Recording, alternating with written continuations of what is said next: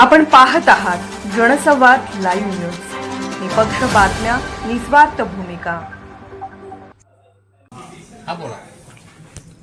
येऊ घेतलेल्या ज्या महापालिकेच्या निवडणुकीत त्यामध्ये सांगली मिरज कुपवाड महापालिका असेल, कोल्हापूर महापालिका असेल, जनसुराज्य शक्ती पक्ष हा महायुतीचा घटक पक्ष असल्यामुळं BJP बरोबर त्याचबरोबर आम्ही आता सध्याच्या नगरपालिकेच्या ज्या निवडणुकी होत्या त्या आम्ही भारतीय जनता पार्टी बरोबर यशस्वीपणे आम्ही केल्या.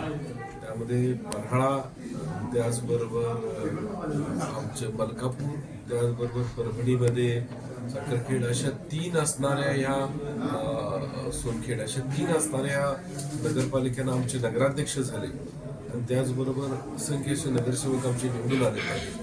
तर अतिशय चांगल्या पद्धतीचं वातावरण आज आम्हाला या ठिकाणी महायुतीच्या माध्यमातून दिसतंय. आता आमच्या आमदार साहेबांनी सांगितल्याप्रमाणे आमच्या उमेदवारांच्या बाबतीत चाचपणी चालू आहे. सांगलीमध्ये मागच्या आठवड्यात पक्षाचे ज्येष्ठ नेते डॉक्टर महादेवांना कुर्णे, तरुण सहकारी पक्षातले प्रदीप पाटील या सगळ्यांनी जे त्या ठिकाणी इंटरव्ह्यूज घेतले, त्याचबरोबर आमच्या पक्षाच्याकडनं त्या ठिकाणी निरीक्षक म्हणून आमचे आमदार अशोकराव माने बापूसाहेब आहेत.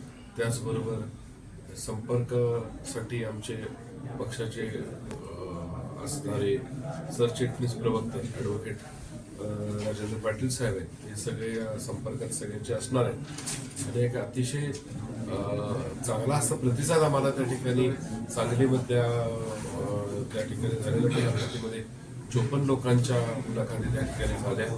त्याचबरोबर या ठिकाणी चांगल्या संख्येनं या ठिकाणी आज जे इच्छुक उमेदवार या ठिकाणी भेटत आहेत. त्याचबरोबर पक्षाचे आमचे कोल्हापूर जिल्हा बँकेचे संचालक विजय माने हे त्या ठिकाणी या प्रक्रियेत सहभागी आहेत. एक चांगल्या पद्धतीचं वातावरण या पक्षाला त्या ठिकाणी जनसुराज्य शक्ती पक्षाला आहे. त्याचबरोबर आता आम्ही सक्षम उमेदवारांची चाचपणी करून आमचं प्राथमिक चर्चा चंद्रकांतदादा पाटील यांच्याशी झालेली आहे. नागपूर अधिष्ठानाच्या मुख्यमंत्र्यांना, प्रदेशाध्यक्षांना, त्याचबरोबर निवडणुकीचे प्रभारी असणारे बावनकुळे साहेबांना आम्ही पत्र दिलं. त्या पार्श्वभूमीवरती आमच्या या नगरपालिकेच्या निवडणुकीमध्ये महायुतीबरोबर गेलो. आमदार साहेबांनी सांगितल्याप्रमाणे आम्ही सन्मानपूर्वक जागा आज त्या ठिकाणी सांगलीत 12 जागांची मागणी केली आहे. कोल्हापूरमधल्या आज त्या ठिकाणी मुलाखती घेतल्यावरती किती सक्षम उमेदवार कशा पद्धतीने लढवले जातील, कुठल्या गटामध्ये लढवले जातील, आरक्षण असणारे कुठल्या ठिकाणी लढवलं गेलं पाहिजे या बाबतीची चर्चा आमच्या पक्षाची कोर कमिटीची होईल.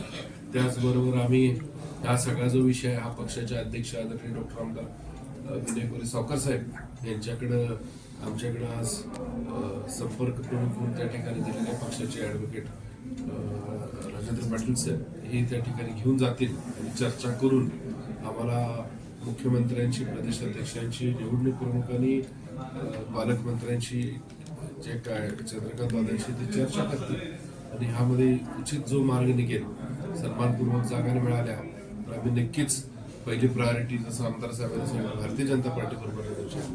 अन्यथा आम्हाला त्या बाबतीतला आमच्या कोर कमिटीमध्ये जो निर्णय होईल. जनसंवाद लाईव्ह न्यूज चॅनलला लाईक करा, शेअर करा आणि सबस्क्राईब करा.